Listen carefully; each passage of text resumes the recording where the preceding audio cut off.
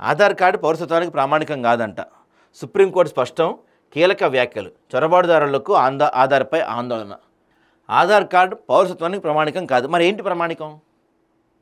Aadhaar card కాదు, మరి ఏంటి? నేను ఇండియన్ రా బాయ్ అని చెప్పుకోనికి నాకేంటి? ఇప్పుడు వేరే కంట్రీల్లో గ్రీన్ కార్డులు ఏవో కార్డులు ఉంటాయి కదా, మన దగ్గర ఏంటి? ఐఎమ్ ఇండియన్ అని చెప్పుకోవడానికి ఏది ప్రామాణికం? బర్త్ సర్టిఫికెట్టా? ఆధార్ కార్డు కాదన్నారు. పాన్ కార్డు చిన్నపిల్లలకి రాదు కదా, ఓటర్ కార్డు చిన్నపిల్లలకి రాదు కదా, ఇంకేముంటాయి సర్టిఫికెట్స్? క్యాస్ట్ సర్టిఫికెట్టా? ఏదో చెప్పండి, మీరే చెప్పండి. ఇండియన్ అంటానికి, నేను భారతీయుడిని అంటానికి ప్రామాణికం ఏంటి?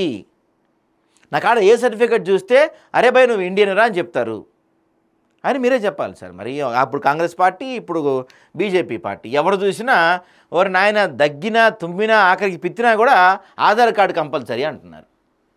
ఏం చేయాలన్నా ఆధార్ కంపల్సరీ అంటున్నారు. ఆఖరికి హాస్పిటల్లో ట్రీట్మెంట్కి కూడా ఆధార్ కార్డు లేకపోతే ట్రీట్మెంట్ చేయటం లేదు చాలా హాస్పిటల్స్లో, తెలుసా మీకు? ఆరోగ్యశ్రీ కావచ్చు, ఇట్లాంటి వాటికి ట్రీట్మెంట్కి వెళ్తే ముందు నీ ఆధార్ కార్డుది అంటున్నారు. ఎవరు మొన్న ఒక చోట ఆధార్ కార్డు లేదని ట్రీట్మెంట్ చేయకపోతే ఒకటి చచ్చిపోయాడు ఒక ఆయన, గుర్తుందా మీ అందరికీ? బతికొండగానే ఆయన తీసుకెళ్ళి మార్చిలో పెట్టారు అప్పుడు, ఆధార్ కార్డు లేదని. ఓ పక్కన ఇంత ఇదిగా ప్రతి దానికి ఆఖరికి దైవ దర్శనాలకు కూడా ఆధార్ కార్డు వాడుతున్నారు.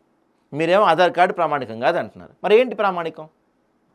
ప్రభుత్వాలు సమాధానం చెప్పాలి. ఆధార్ కార్డు ప్రామాణికం కాదు, రైస్ వెరీ గుడ్, చింపడేద్దాం ఆధార్ కార్డుల పక్కన, అవసరం ఏం లేదు మాకు వాటి వల్ల.